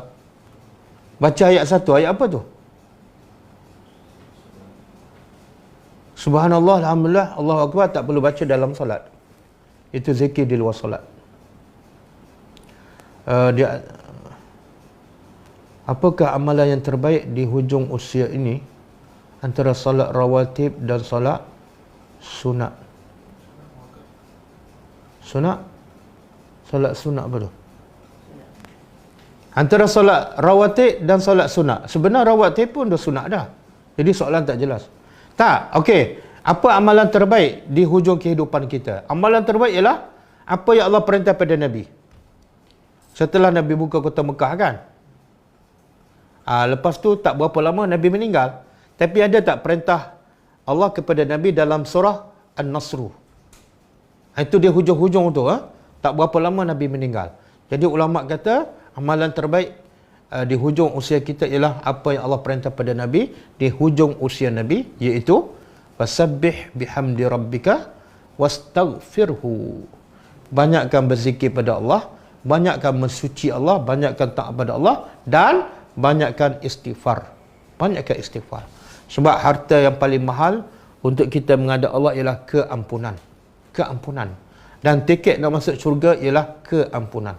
Jadi banyakkan istighfar, kurangkan dosa, bertobat bila buat dosa, terus bertobat.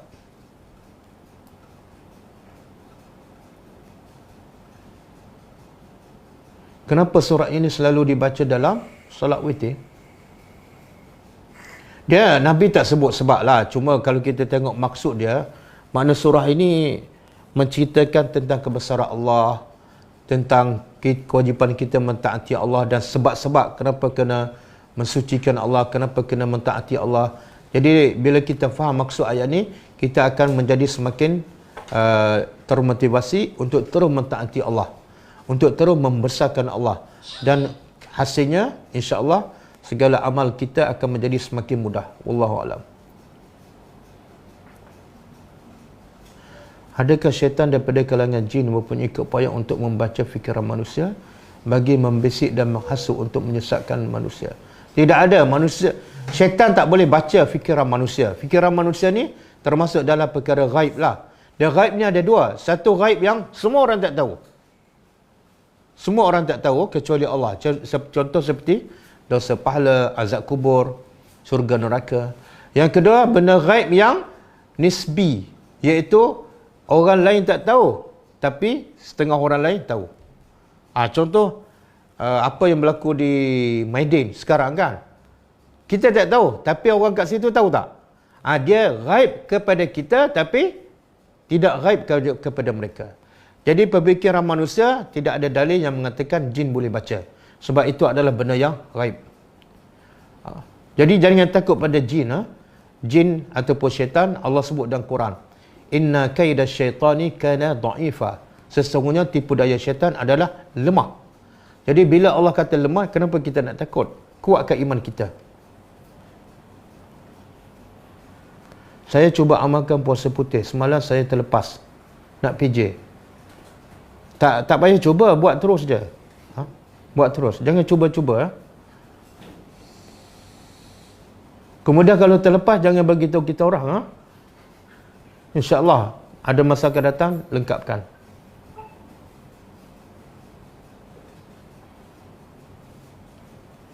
Bila masa sesuai, kita nak baca Subhanallah dalam percakapan kita.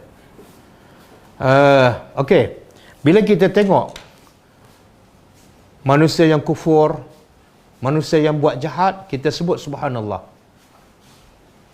Sebab apa?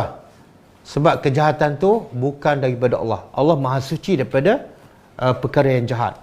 Bila orang tu buat jahat, itu adalah kehendak dan pilihan dia. Kita kata Subhanallah. Maha Suci Allah daripada menjadikan orang tu jahat. Itu adalah pilihan dia. Kalau kita tengok ciptaan Allah yang cacat kan, kita kata apa? Jangan kata Subhanallah. Kita kata Masya Allah. Ini semua adalah kehendak Allah. Kadang-kadang yang cacat tu kadang-kadang lebih baik daripada kita kan. Ada yang dulu orang putih kan, yang kaki tak ada, tangan tak ada kan. Bila bercakap beribu-ribu orang dengar kan. Cakap pula duduk atas meja, bukan duduk atas kerusi. Yang mendengar duduk atas kerusi. Tapi di Malaysia pun ada satu rancangan dalam TV Astro kah? Apa, syukur-syukur. Tengok tak? Oh, bagus semua tak tengok TV. Mesti banyak masa tadabbur Al-Quran. Syukur-syukur. Tangan dia cacat, dua kaki tak ada sekarang. Tapi dia cakap pasal motivasi, kadang-kadang sebut ayat Quran. Dan isteri dia lengkap anggota badan. Anak dia lengkap. Dia ada hampir setiap minggu rancangan dia. Kaki tak ada. Tengok anggota badan, orang tak pandang lah. Tapi ada satu program khas dalam TV. Kita kaki ada, tangan ada, tak pernah masuk TV kan.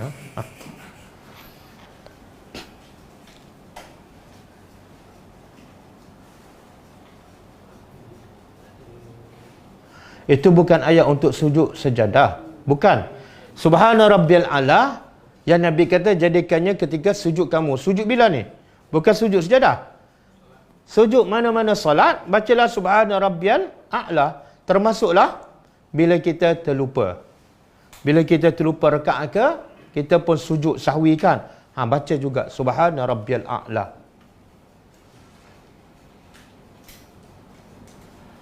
Berapa lamakah boleh berdoa waktu dalam sujud ketika sembahyang fardu?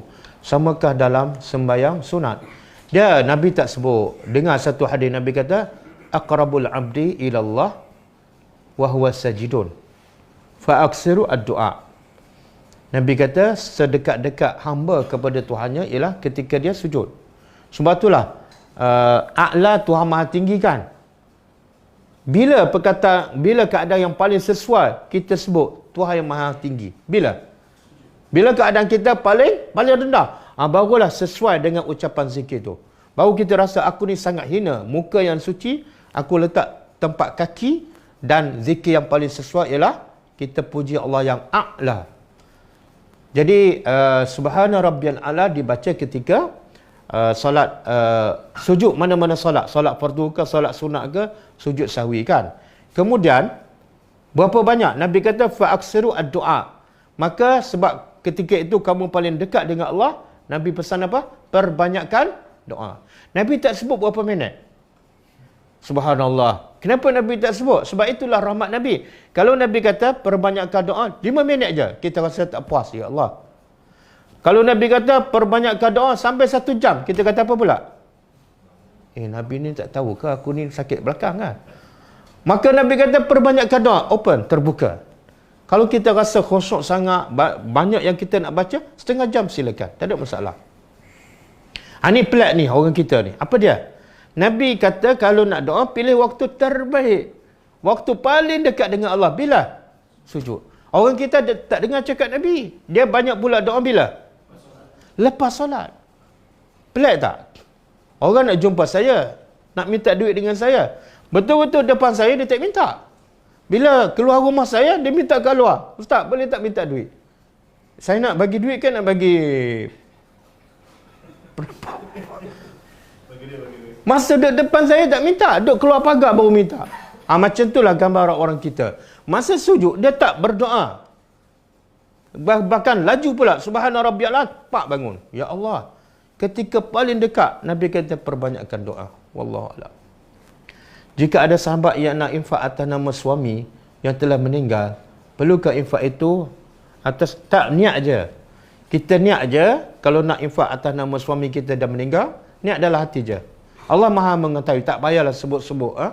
Allah Maha mengetahui apa yang dalam hati kita. Yang Allah nak tengok, bukan kita sebut. Yang Allah nak tengok apa dah? Setakat mana kita ikhlas infak pada suami. Ya. Terlintas dalam hati, nak infak ni untuk suami aku dah meninggal. Cukup. Malaikat akan catat. Ikut sunnah berapa solat? Berapa rakaat solat duha? Paling ringkas 2 rakaat. Paling banyak ada ulama mengatakan 8 rakaat. 8 rakaat. Jadi kalau ada masa dan ada kelapangan, buatlah 8. Tapi yang terbaik apa dia? Yang berterusan. Walaupun sedikit. Jangan hari ni buat 8. Lepas tu bulan depan pula 8. Lebih baik kita buat 2 ataupun 4 rakaat setiap hari. Ada dalil selepas solat tahajud baca doa tahajud? Tak ada. Tidak ada dalil yang menunjukkan Nabi baca doa khusus ketika tahajud. Itu juga rahmat Nabi. Nabi nak kita nak baca doa apa yang sesuai dengan keperluan, yang kita boleh baca, yang kita rasa penting, silakan. Walaupun dalam bahasa Melayu. Adakah kena qada solat masa kita lalai, masa muda dulu? Ada 2 pendapat. Pendapat pertama, wajib qada. Sebab itu dikira hutang dengan Allah. Pendapat kedua, tak wajib qada. Wajib bertaubat nasuha dan kawal balik dengan amalan-amalan yang lain, termasuklah perbanyakkan solat sunat. Bolehkah sayyidul istighfar dinasyidkan? Ya Allah. Ni nak beristighfar ke tak bernasyid? Biar jelas tujuan. Kalau nak bernasyid, buat lagu lain lah. Tak payah ambil sayyidul istighfar. Sayyidul istighfar ni ialah kita nak tunjuk kepada Allah, kita ni betul-betul bersalah. Kita hamba yang banyak dosa. Dengan penuh perasaan, dengan rendah diri, seorang-seorang menangis minta ampun. Kalau dah bernasyid, nak minta ampun, tak jadi istighfar dah. Jadi seronok pula kan. Tama-tama kalau ada gendang apa semua, tak payah. Jangan bernasyid dengan zikir-zikir ataupun doa-doa yang diajar oleh Nabi. Zikir antara isytihar, apa tu? Isytihar ke istighfar? Zikir antara istighfar dan selawat, mana perlu yang dilakukan? Istighfar kan? Kalau banyak dosa, istighfar lah. Kalau rasa tak ada dosa, selawat. Kita lebih tahu siapa diri kita. Para Nabi ni kan dia maksum. Lepas tu kenapa dia doa minta Allah tak ampun dengan dosa yang lepas dan dosa yang ke depan. Dosa yang lalu dan dosa yang akan datang. Sebenarnya yang mengatakan Nabi maksum tu siapa? Siapa yang kata Nabi maksum? Allah ada sebut dalam Quran. Mana? Allah kata wallahu ya'simuka. Allah yang memelihara kamu daripada apa? Daripada kejahatan musuh, daripada perancangan musuh. Itu maksud ya'simuka. Adapun yang ulama mengatakan Allah Nabi itu adalah maksum, bukan bermakna Nabi tidak ada buat dosa. Bahkan banyak ayat Quran yang mengatakan Nabi buat salah. Dalam surah Al-Fatuh, inna fatahna laka fatahan mubina, dan kemudian liyaghfira laka, supaya Allah ampunkan dosa engkau. Jelas, clear. Allah kata supaya Allah ampunkan dosa siapa? Dosa engkau, dosa Nabi Muhammad. Dan bila Nabi solat malam sampai bengkak kaki kan, apa kata Aisyah? Kenapa kamu susah-susah sampai bengkak kaki sedangkan Allah telah ampunkan dosa? Makna Nabi ada dosa tak? Adalah. Siapa cakap? Quran. Siapa cakap? Hadis. Bukan kita. Jadi maksud maksum ialah, kata ulama, Allah pelihara Nabi daripada dosa-dosa besar. Dosa-dosa yang menjejaskan imej seorang Nabi. Contoh penipu kan? Apalagi derhaka pada mak bapak contohnya. Itu Allah pelihara. Tapi dosa-dosa yang kecil yang biasa tu ada berlaku dengan disebut dalam Quran dan disebut dalam hadis. Kenapa Allah gunakan doa kepada Nabi Ustaz? Doa mana? Doa apa ni? Diampunkan dosa yang lalu dan dulu. Kenapa Allah gunakan doa tu? Tak, bukan doa. Itu bukan doa. Allah nak bagi tahu. Ayat dosa. Ayat apa? Ayat dosa yang lalu dan dosa yang kemudian. Kenapa Allah gunakan ayat tu? Sebab itu dia banyak ayat yang bila Allah sebut khusus tentang Nabi Muhammad, sebenarnya Allah nak apa ni? Allah nak hiburkan hati Nabi, Allah nak bagi tahu Nabi ni orang yang hebat di sisi Allah. Jadi bila Allah kata Allah telah ampunkan dosa engkau yang lepas, yang akan datang, makna apa? Itu hiburan tak pada Nabi. Itu menunjukkan Nabi itu hebat di sisi Allah. Sampai dosa akan datang yang Nabi belum buat, Allah dah beritahu, aku ampunkan dosa, engkau belum buat lagi. Jadi ayat itu menghiburkan hati. Boleh? Macam saya beritahu pada entah. Entah buat salah apa-apa pada anak, anak maafkan. Mana hebat tak entah? Hebat entah ke hebat anak? Hebat anak.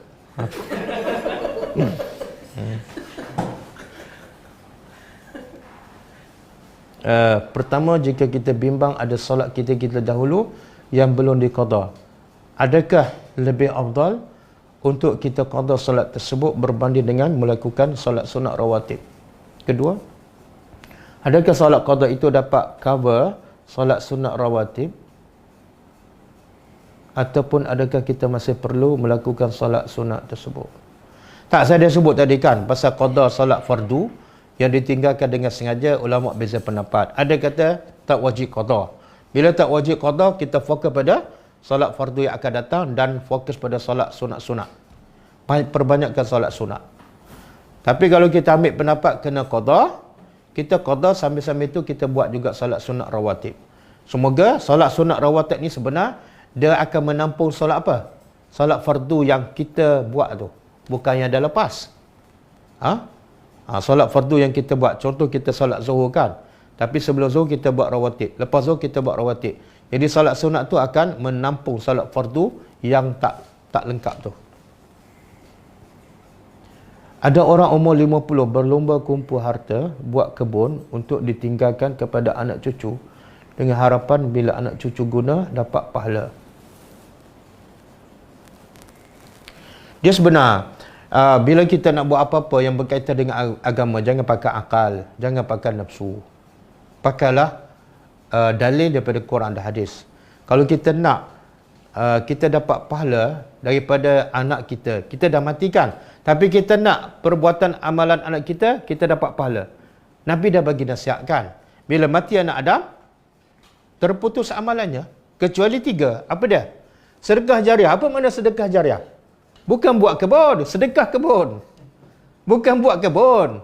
Buat kebun, suruh anak jaga. Itu bukan sedekah jariah.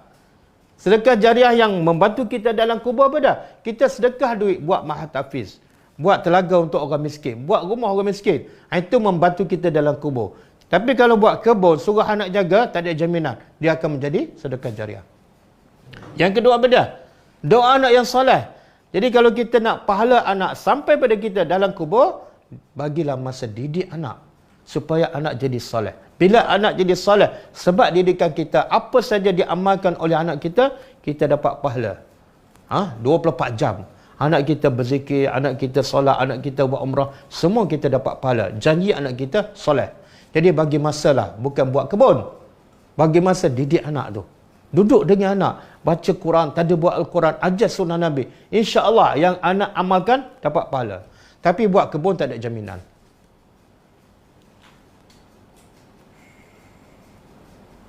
Kesihatan, kesakitan adalah dengan keizinan Allah. Cuma saya harap Ustaz dapat huraikan. Pendapat adakah wajib untuk kita menjaga kesihatan? Seperti bersenam, ambil vitamin dan sebagainya. Wajib jaga kesihatan. Wajib jaga kesihatan. Sebab tu Allah kata apa? Wala tuhliku biaidikum ila tahlukah. Dalam surah Baqarah. Jangan kamu campak diri kamu dalam kebinasaan. Apa saja yang boleh memudaratkan diri kamu, yang menyebabkan penyakit, hukumnya haram. Isap rokok haram. Sebab apa? Dia membahayakan. Makan banyak kan, makan gula. Kalau gaut, jangan makan kambing. Membahayakan. Itu tak jaga. Tapi kita kena ingat, ramai orang, kalau buat jaga kesihatan, nombor satu. Tapi hati hancur. Hati mati, kan? Kalau fizikal yang akhirnya akan hancur, kita jaga habis-habisan. Hati ni dia tak akan hancur. Dia akan bawa sampai ke kubur, sampai ke syurga. Maka jagalah hati, bagi masa untuk jaga hati, lebih daripada bagi masa jaga fizikal. Kadang-kadang kita jaga fizikal kita exercisekan 2 jam. Baca Quran 10 minit tertidur. Jadi akhirnya fizikal sihat, tapi hati sakit. Dah? Dalam surah Baqarah ayat 7, Allah berfirman, Allah telah mengunci mati hati dan pendengaran mereka, penglihatan mereka telah tertutup dan mereka mendapat azab yang berat. Bolehkah direlatekan dalam keadaan zaman sekarang, mereka yang engkau mengikut sunnah Nabi dan setiap tak. Allah yang cerita ayat 7 tu ialah berkenaan dengan orang kafir. Innal ladzina kafaru sawa'un 'alaihim anzartahum am lam tunzirhum, kan, la yu'minu. Kemudian khatamallahu, itu cerita orang kafir. Jadi jangan kita samakan orang Islam yang tak solat, yang buat dosa, sama hati kamu telah tertutup, dia tak ada peluang. Jangan. Kita wajib bersangka baik kepada orang beriman, kepada orang Islam, dan kita berdoa pada dia. Semoga satu hari mungkin dia terbuka hati dan mungkin dia jadi lebih baik daripada kita. Berapa ramai yang Nabi kata ada orang buat amalan ahli neraka, kan? Berpuluh tahun amalan ahli neraka, menipu, merompak, mencuri, tapi dekat nak mati Allah bagi hidayat, dia buat amalan ahli syurga, masa tu dia mati dalam iman, masuk syurga.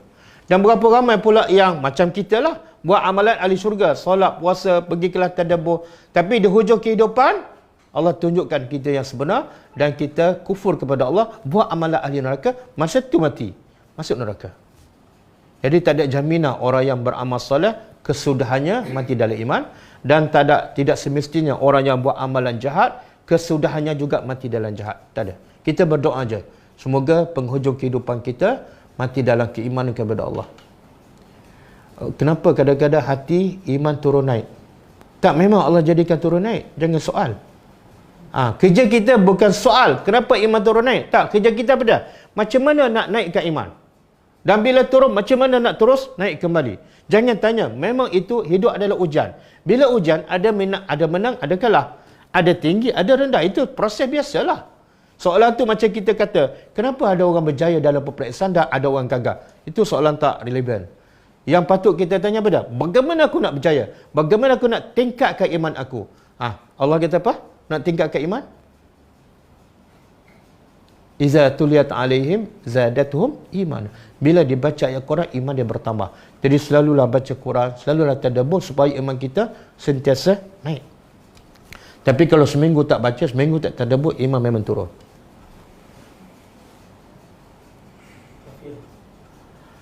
macam mana nak menyantuni orang tua yang menghadapi masalah kepercayaan. Contoh, boleh nampak jin qarin, boleh bercakap dengan jin, dan ada sahabat daripada wali-wali, tolong beri pencerahan. Dia ulama mengatakan siapa yang mendakwa dia nampak jin, dia adalah pendusta. Sebab Allah sebut dalam Quran, Allah cipta jin, jin nampak kita dan kita tak nampak dia. Itu Allah sebut dalam Quran. Jadi, dan ada juga hadis mengatakan ada manusia tak nampak jin kecuali Allah bagi izin. Satu hari Nabi pernah nampak jin kan? Nabi, orang biasa tak. Ada lagi yang boleh nampak jin. Siapa?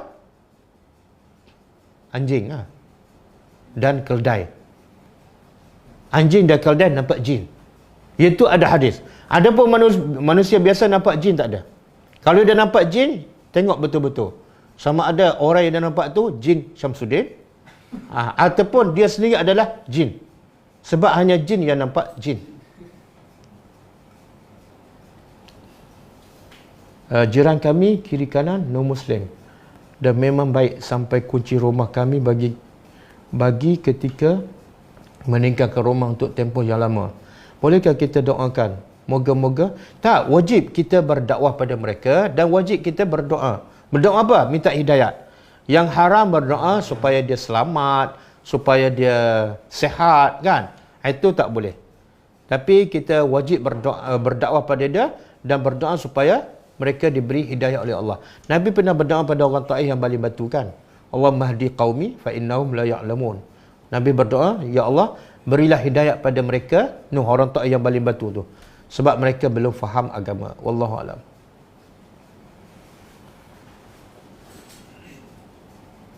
Dah.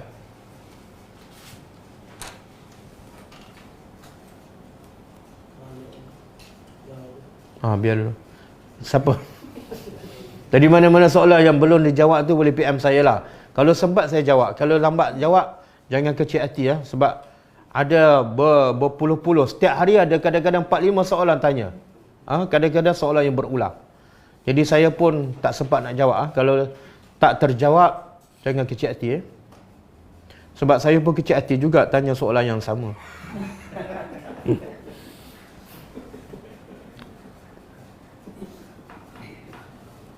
Okey. Kelas kita besok pukul 10.30 insya-Allah. Kita tutup dengan membaca tasbih kafarah. Subhanakallahumma wa bihamdika asyhadu an la ilaha illa anta astaghfiruka wa atubu ilaik. Assalamualaikum warahmatullahi wabarakatuh.